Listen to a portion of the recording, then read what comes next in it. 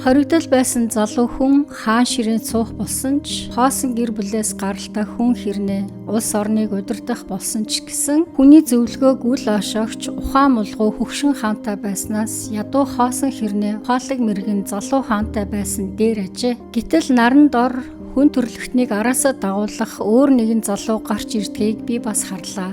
Ингээд тэр хүн эзэн хаан ширээнд залрахаж урдын залуу хаан үе төмөн албад харьяаттай байсан боловч нэгэн тушаалаас буусныхан дараа түүний тухай талархан дурсах хүн нэгч гарахгүй ажээ. Ийм учраас энэ дэлхийд бүх юм ойлгомжгүй агаад салхины хойноос хөөцөлдөх мэт үр ашиггүй боллоо.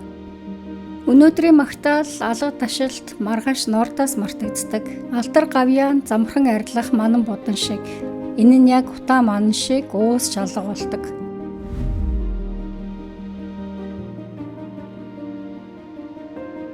Энэ ишлэлүүдээр бусдыг удирдан дагуулж байгаа хүний алдар нэр хэрхэн төр зуурих болохыг Шиломох тодорхойлон гаргаж ирсэн. Ухаалаг мэргэн залуу удирдагч нөгөөхөн зөвхөн өөрийн арга барилд бардаж бусдаас зөвлөгөө авах дургүй удирдагчдын тухай.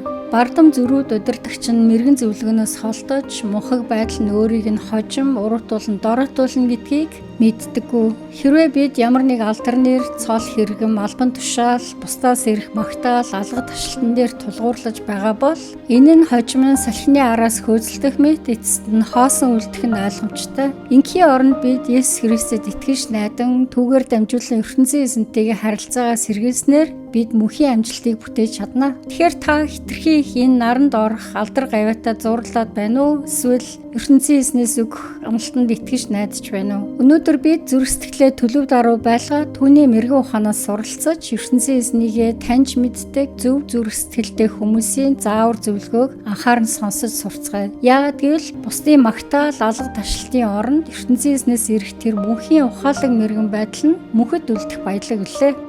ертөнцийн эзэн минь бид хүмүүсийн магтаал биш харин танд л итгэж найдах зүрх сэтгэлийг бидэнд өгөөч.